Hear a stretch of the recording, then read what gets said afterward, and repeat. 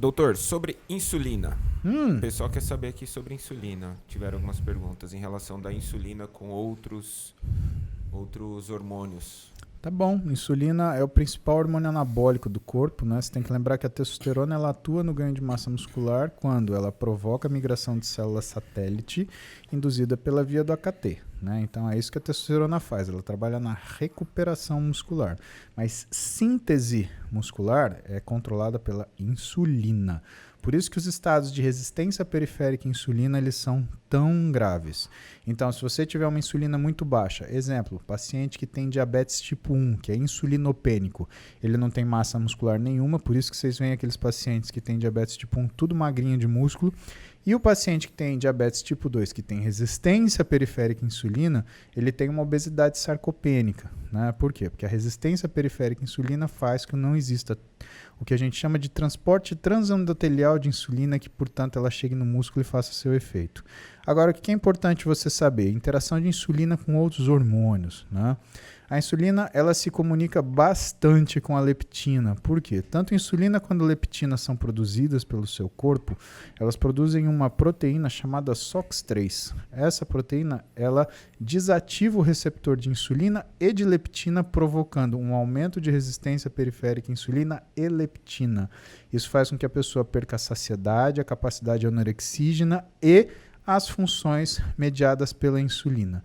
Então, nessas condições, a pessoa tem um aumento de fome, tá?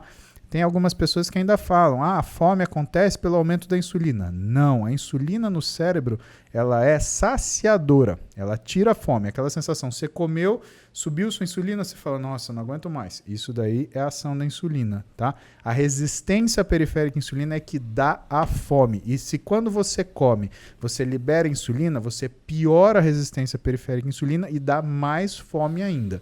Por isso que o cara que tem resistência à insulina, ele come cada vez mais e não consegue parar. Entra naquela pergunta que você me falou lá do sujeito que faz bariátrica, que ele não tem condição de operar, né? Quando ele tem isso de uma forma muito intensa, o ideal é que você corrija isso o melhor que você possa antes da cirurgia, porque senão ele continua com a resistência à insulina e por uma razão muito importante, né? Ele para de produzir leptina. Por quê? Porque ele está perdendo gordura. Toda vez que o nosso corpo perde gordura, cessa-se a produção de leptina. Então imagina um cara que tem resistência à leptina parar de produzir leptina. Aí que a fome dele fica descontrolada. Agora uma pergunta. Resistência à insulina e uso contínuo de GH. Existe alguma analogia? Sim, existe uma analogia muito próxima, né? O GH ele leva a resistência periférica de insulina, né, Renato? Então, o GH ele acaba fazendo um mecanismo autolimitante em relação à capacidade anabólica dele. Tanto que, popularmente, o GH é um anabólico ruim. A verdade é essa. Ele não é anabólico praticamente. O que o GH faz é melhorar a síntese de colágeno tipo 1 e tipo 2. Então, teoricamente, o seu músculo fica mais resistente, né? Agora, anabólico, não. Ele tem uma outra mediação, né? Porque como ele estimula deiodinase tipo 1 e tipo 2, ele aumenta a transformação de T4 em T3. Então, você tem um efeito ligeiramente hipertireoide. Então, ele causa um hipertireoidismo leve. E também você tem um efeito de inibição de uma enzima que chama 11-beta-hidroxisteroide desidrogenase tipo 1, tá? Que é a enzima que transforma a cortisona inativa em cortisol ativo.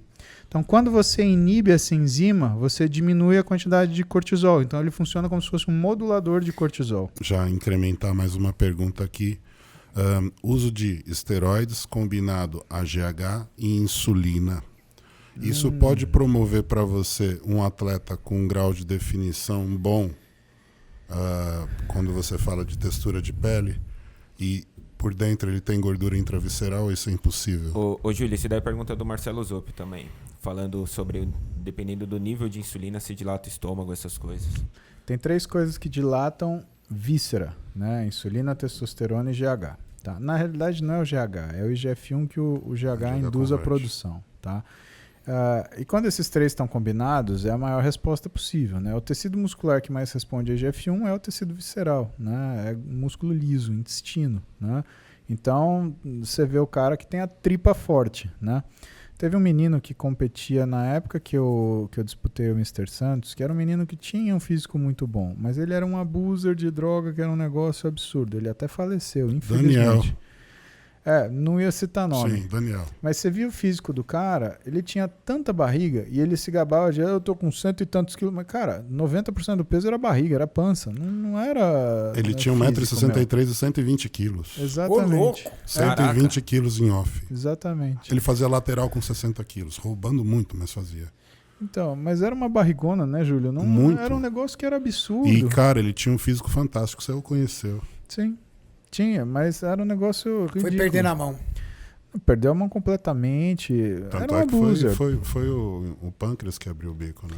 E assim, o que acaba acontecendo, né? Quando você soma esses três, você potencializa esse negócio. O grande problema de você ter hipertrofia visceral é que aquilo estraga completamente sua linha, né? E o fisiculturismo, ele, apesar de não ser um campeonato de beleza, o físico ele tem que ter uma proporcionalidade. Se a tua cintura começa a ficar mais larga que o teu quadril, ou então você tem que aumentar o quadril porque a tua cintura tá um balão, cara, tá errado o que você tá fazendo. Volta para trás, volta 2 passos e começa de novo. E não adianta você se apegar em outras qualidades do seu físico.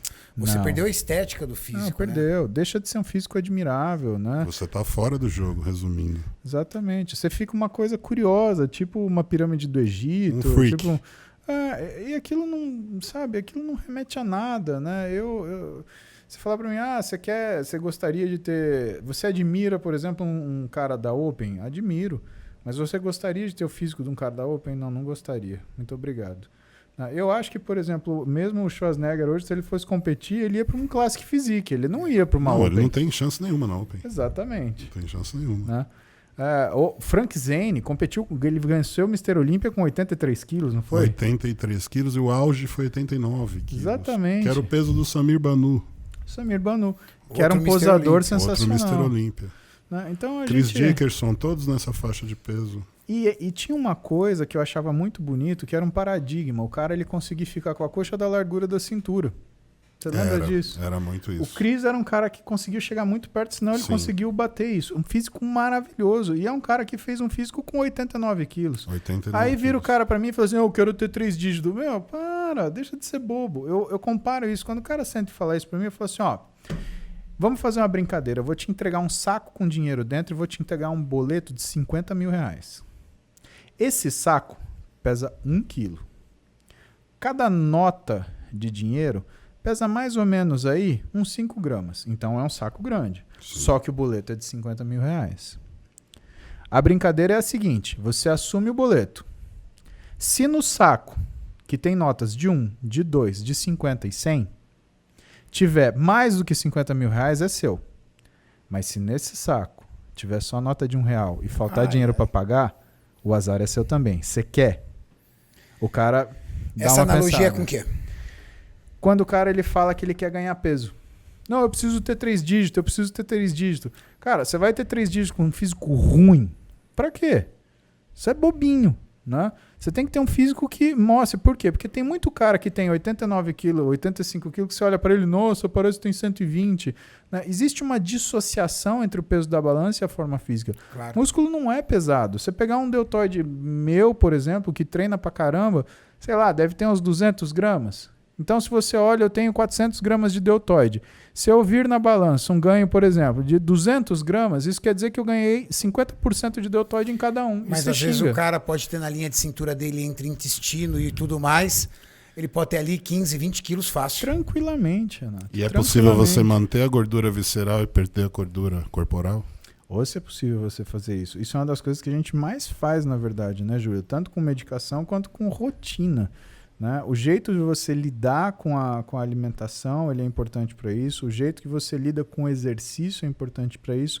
E tem algumas medicações que fazem essa remoção de gordura visceral. Contudo, você sabe qual que é a coisa mais eficiente para fazer remoção de gordura visceral? O quê? Musculação. Musculação. Não é nem aeróbio. O aeróbio ele aumenta a remoção de gordura subcutânea que você acaba jogando, formando triglicérides intramuscular. E o triglicérides intramuscular ele responde por 50% da lipólise durante o exercício. Existem exercícios que pode aumentar a sua dilatação Isso que eu ia abdominal ou a sua circunferência de cintura? O que existe é a falta de força muscular na região central, no core, né, que a gente costuma chamar, que faz com que você tenha uma dilatação do seu abdômen, né? Mas exercícios que aumentem o abdômen, não, isso não é verdade. Se você for um abuser, por exemplo, num agachamento, por exemplo. Não, Renato, isso não. O que existe, se você for um abuser no agachamento, mas você não usar esteroide, por exemplo, dificilmente você vai ter uma... Eu digo isso, sabe por quê? Eu tenho a sensação de que as atletas e os atletas de CrossFit, eles não têm a mesma linha de cintura. É muito comum você ver uma atleta de CrossFit, o padrão do físico de uma atleta de CrossFit. Verdade. E eu não estou agindo com preconceito, eu estou dizendo a anatomia. Você pode pegar um atleta que você curte. Sim. A atleta de CrossFit, ela tem a cintura mais larga, abdômen bem definido e denso, coxas grossas, bundinha mais batida. Ou até mesmo o lutador tem essa característica da Bundinha cintura. mais batida. E Mas vamos quadril... falar de quem faz força. Atletas de força. E quadril estreito. Uma atleta de musculação, uma wellness, cintura fina, bunda maior, coxa arredondada, um músculo mais arredondado e um abdômen não tão denso quanto ela, mas uma cintura muito fina. Mas aí porque praticam outros exercícios. LPF, elas preferem máquinas do que agachamento livre.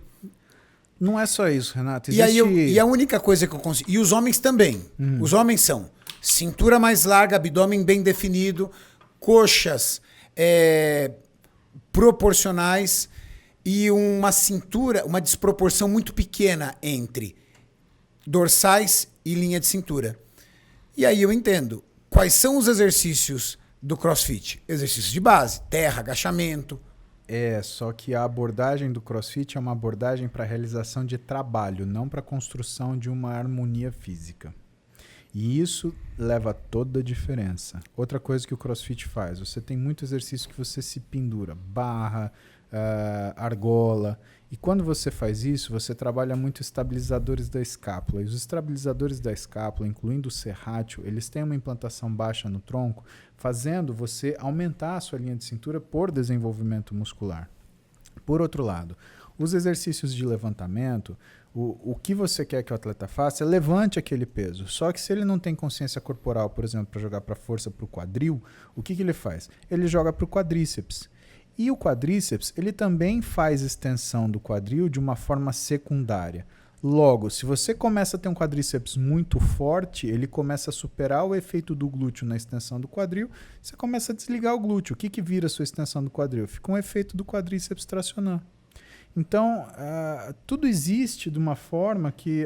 legal, obrigado, Maurício.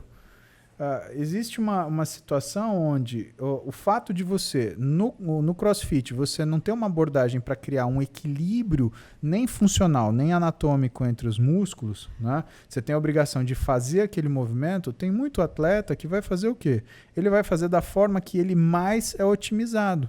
Então ele vai gerar essas discrepâncias. O problema é que a gente, no ponto de vista de exercícios de empurrar, né, a gente vai sempre preferir, por exemplo, um quadríceps do que um glúteo para empurrar para cima. A wellness não, ela vai fazer um movimento distribuindo essas cargas, repartindo isso entre glúteo e quadríceps. Até porque o atleta de CrossFit, quando ele está realizando o esporte dele, ele não está muito focado em construção de físico. Não, ele está preocupado em performar. Exatamente. Não é uma preocupação dele, aliás, não é nem É um esporte competitivo. Tão apurada, né, Renato? Sim. Então, aí o que a gente tem é a musculatura do core, né? Você tem, ou alguns deles, né? Você tem o oblíquo interno, o oblíquo externo, você tem o transverso do abdômen, você tem o reto abdominal, né? Você tem ali, dá para ver o serrátil anterior, né? Então, toda essa musculatura, né? Ela começa a ficar mais preparada, ela também hipertrofia, né? Só que, veja, quando você olha uma alteração no que é a harmonia de um físico, você está vendo algumas coisas que desenvolvem mais do que outras que não desenvolvem. Então, às vezes, não é só o fato de você desenvolver alguns músculos a mais, é você não desenvolver outros músculos também, né? A gente tem a cara do esporte que a gente pratica. A questão é que o fisiculturismo ele é um esporte onde o importante é você criar uma informação visual rica e proporcional. Fisiculturismo é um esporte que o atleta vai para a academia e faz 4, 5 exercícios para posterior de coxa e o homem ainda faz mais 2 para glúteos. Sim. Eu digo que isso é algo totalmente fora do plano até de um educador físico, se ele for realizar um planejamento de um treino para uma pessoa que está treinando, até avançada. Eu acho que um profissional de educação física, quando ele vai querer trabalhar com fisiculturista, ele tem que ter um estágio com um cara que está acostumado a fazer isso, porque ele é uma visão do treino de força que eu não vejo ainda ser amplamente divulgada na faculdade, né? Eu lembro que eu dei aula na Unisantana, os meninos tinham musculação, né? Os meninos da educação física naquela época, estou falando de 2006, né? Eu dava fisiologia para eles, fisiologia e fisiologia do exercício, né? Eu perguntava para eles, quanto tempo de musculação vocês têm? 3 meses. E o que o professor cobra? Ele cobra anatomia, ação, inervação e irrigação do músculo. Bom, isso não é musculação. Né? Você não vai para academia? Não, a gente vai, mas aí a gente aprende o que é flexão de cotovelo, o que é extensão de cotovelo, o que é... Cara, só que aí o que acontece com essa molecada? Qual que é a grande esponja profissional do profissional de educação física hoje? Academia. Exatamente. Então você sai com um cara que durante 5 anos estudou 3 meses de musculação que ele vai trabalhar provavelmente pro resto da vida dele.